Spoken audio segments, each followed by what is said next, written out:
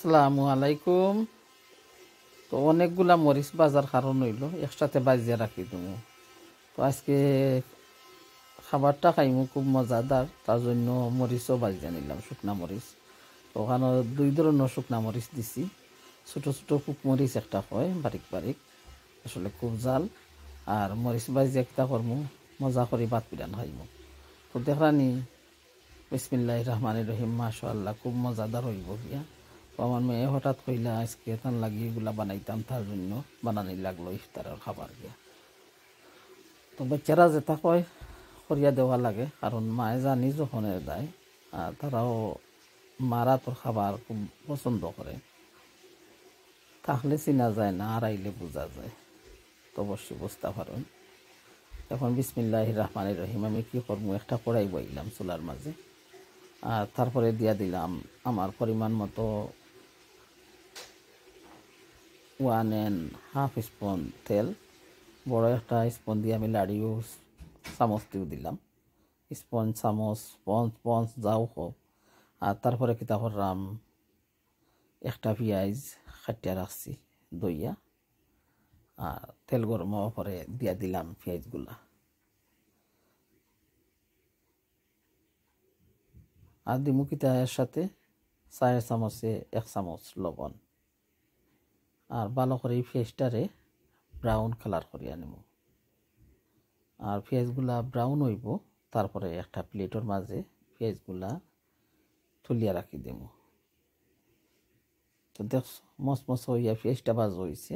তারপরে এখন আমি পেঁয়াজটারে একটা প্লেটও তুলিয়া রাখিয়া কি করবো, সমান পানোর মাঝে।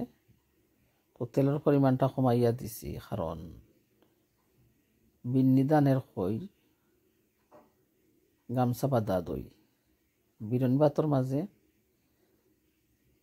ওয়েলি থাকে এমনি, তার জন্য দিলাম তেল কমাইয়া। আমি এত পরিমাণ তেল বালা পাই না, আর আমার মেয়েও পছন্দ করে না বিরুন ভাতর মাঝে এত তেল। তখন চাউলগুলা কিতা করছি, ভালো করে দইয়া নিছি, আর পানি জড়াইয়া দিয়া দিলাম ফানোর মাঝে। আর ভালো করে নাড়িয়া ছাড়িয়া কিতা করবো, নাড়িয়া ছাড়িয়া একটু হলুদ গুঁড়ো দিব সামান্য।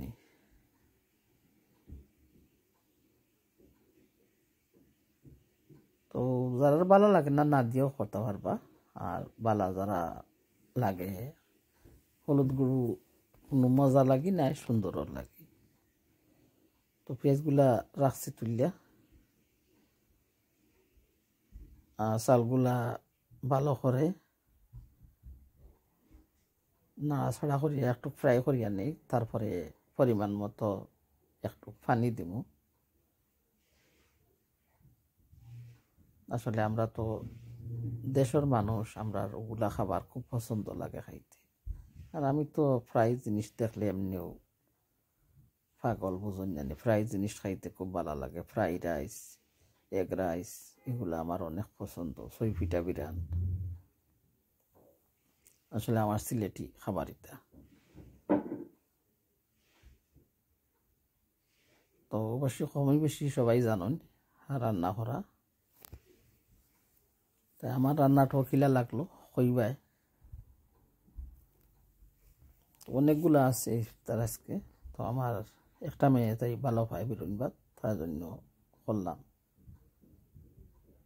তো যারা ভালো লাগে করো, তারাও খাইতে পারবা। আসলে সবাই ভালো পায় না, আমি আর আমার একটা মেয়ে ভালো হইতো, আর তো বিয়া হইয়া গেছে। তখন আমি পেঁয়াজগুলা দিমু, আর দেওয়া পরে আরও একটু পানি দিমু, আর ভালো করে পেঁয়াজটা ভাতের সাথে চাউলের সাথে মিশাইয়া নিমু। আর তারপরে ঢাকনা দিয়া ডাকিয়া রাখবো, কিছু সময় লাগে। চালগুলা সিদ্ধ হইতে হইব, ফুটিতে হইব আর কি, নাইলে তো ফুটুর ফুটুর করবো। তো ঢাকনা দিয়া ডাকিয়া রাখার পর আবারও আইলাম। এখনও ভালো করে চালগুলা ফুটছে না, তো উল্টাইয়া দিই। এক পিঠ হয়েছে, আর এক পিঠ বুঝছনি, এক বাজু হয়েছে আর কি, আর এক বাজু উল্টাইয়া দিলাম। তারপরে দিমু বাখর ভাতা আর লামাইয়া নিমু।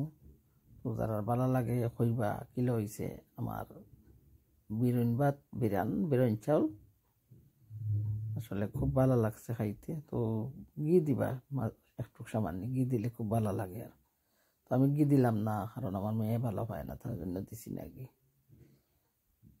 যারা ভালো পায় ঘি দিতে পারবা।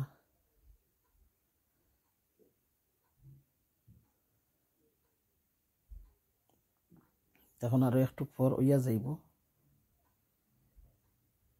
বাখর পাতা দিমু, দিয়ে আরো কিছু সময় ডাকনা দিয়া গড়িয়া রাখমু। আর বারো আইরাম, মাশাআল্লাহ খুব মজাদার বিরন চাউল বিরান। তো সবাই রান্না করে খাইবা, সাথে মরিচ ভাজা করিয়া গিয়া। আসলে বিরন ভাত খাইলে পানি টানে, আমি জানি, আমার এত পানি টানে বিরন ভাত খাওয়ার পরে, জানি না এখানে সবার করে নি গিয়া, শুধু টেস্টি লাগে, পানি খাইতাম জানে হয়। তো আজকের মতন বিদায়, আল্লাহ হাফেজ, আসসালামু আলাইকুম। যারা যারা পাশে আছো সবাইরে অসংখ্য ধন্যবাদ।